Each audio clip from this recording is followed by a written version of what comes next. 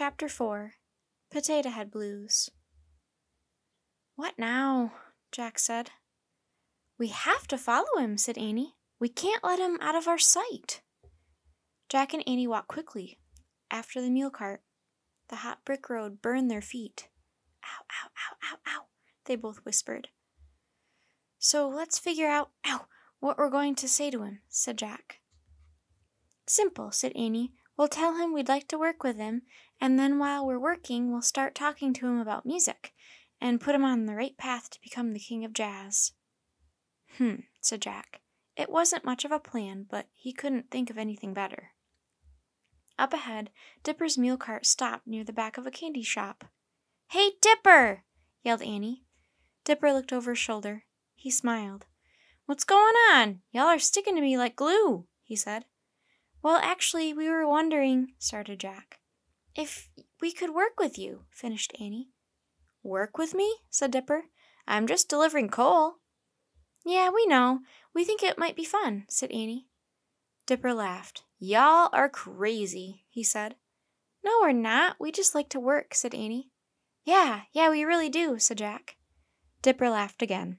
"Okay, I reckon there's enough work to go around today," he said. "There's extra shovels and buckets in the cart." "Cool, just tell us what to do, Dipper," said Annie.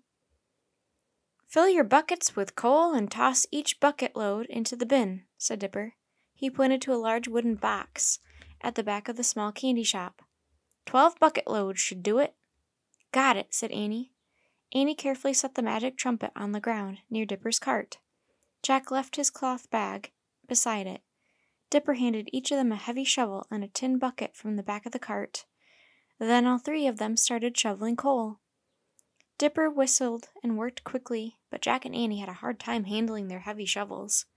Whenever the shovels tipped to the side, all the coal fell off. Finally, they both just grabbed pieces of coal with their hands and tossed them into the buckets. The afternoon sun beat down on Jack's back as he worked. He was sweaty and short of breath. His hands were black from picking up the coal, and his clothes were covered with coal dust. "This is a terrible job," he thought. He wondered how Dipper could be so cheerful. "So, Dipper," said Annie, "do you like music?" Dipper's answer was drowned out as he dumped a load of coal into the bin. "What'd you say?" Jack called to Dipper. Dipper answered again, but Jack didn't hear him because a buggy rumbled by. This is a bad time for a serious conversation, Jack thought. He could hardly think in the burning sun. As Dipper shoveled more coal, he started singing a song that seemed to give words to how Jack felt. "I've got those coal cart blues, I'm really all confused, I'm about to lose my very mind." But Dipper didn't seem confused at all, or about to lose his mind. He had a warm, raspy voice, and this song had a lively beat. "Dipper, Dipper, Dipper!" some kids called. Dipper stopped singing. 3 boys were running toward the coal cart. They were the singing trio Jack and Annie had seen on Jackson Square. "I know you're working," said one of the kids, "but quit early today, Dipper. We just got a gig to sing in the parade." "Sorry, can't do it, Little Mac," said Dipper. Little Mac wasn't exactly little, Jack noticed. He looked like he weighed over 200 pounds. "Come on, Dipper," said another boy. "Gotta work, Happy," said Dipper. "Aw, Dipper," said Happy. He didn't look happy at all. "Come on, Dipper," said the third boy. "Can't do it, Big Nose," said Dipper. Jack looked at Big Nose's nose. It was really quite small.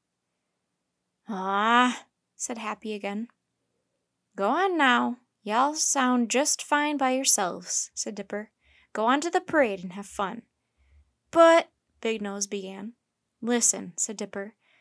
"Since sunup, I've delivered 5 cartloads of coal. I get paid 15 cents a load. That makes 75 cents. I'm going to take home to my family tonight." "How much did you fellas make on that square today? How much you going to make in the parade?" The 3 boys were silent. "I've got a steady job now," said Dipper. "You don't need me. Go on to the parade and have a good time." The 3 boys stared at Dipper for a long moment. "Come on, fellas," Little Mac said finally. "Let him be. Ever since he got back from the waif's home, he's turned into a mama's boy." Jack wondered what the waif's home was. Dipper watched the three boys walk off. Then he looked at Jack and Annie. "Little Mac, Happy, and Big Nose Sydney are old buddies of mine," he explained with a sigh. "We used to have a quartet. We sang everywhere together." "Dipper, can't you just take a little time off and go with your buddies to sing in the parade?" asked Annie. "Nope," said Dipper. "That's just the way it has to be." Dipper went back to shoveling coal. Jack wanted to ask him about the waif's home, but Dipper didn't look like he wanted to talk. He didn't sing anymore as he filled up his coal bucket. If Dipper doesn't perform, he'll never grow up to be the king of jazz, Jack thought. He'll never give his gifts to the world. Finally, Annie broke the silence. "Dipper, do you have to support your family all by yourself? You're pretty young for that, aren't you?" "I'm not young, I'm 14, said Dipper. "Mama Lucy, Mayanne, and baby Clarence are all depending on me." "Is that your family?" asked Jack. "Yep, and I love them a lot," said Dipper. "I understand," said Annie. "Me too," said Jack. "But what about giving your gifts to the world?" Dipper laughed. "I can't afford gifts for Lady the Mule. How am I going to afford gifts for the world?" "What about your musical gifts?" asked Jack. "Okay, good idea. I'll sing a song to Lady on her birthday," he said. "Let's go now." Dipper tossed a shovel into the bucket. Then he reached into his pocket and took out some change. "Tomorrow I'll be getting paid 15 cents for this load," he said. "In case I don't see you again, here's your share. 5 cents for you and 5 for you." No, keep it," said Annie. "You should keep it all for your family, Dipper." "What? That's not right," said Dipper. "It is right," said Jack. "Then what did y'all do that work for?" asked Dipper. "We didn't do that much," said Jack. "Not nearly as much as you did. It was a lot harder job than I thought it would be." "Then why did y'all keep working?" asked Dipper. "It was fun hanging out with you," said Annie. Dipper laughed. "Well, you two sure are a couple potato heads," he said. "What's that mean?" asked Annie. "It means you don't have any more brains than a pair of potatoes," said Dipper. Jack and Annie just laughed. "Sure you don't want any money?" said Dipper. "Absolutely," said Annie. "Well, thanks a million for your help," said Dipper. He climbed back into the driver's seat of the cart. "Hey, want me and Lady to give y'all a ride back to the coal yard?" "Yes," said Jack and Annie together. "Good. Climb on," said Dipper. "Thanks, man," said Jack. Annie grabbed their trumpet.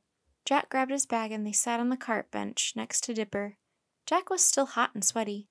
He was tired and his arms were sore, but for some reason he felt great. "Let's go, Lady," said Dipper.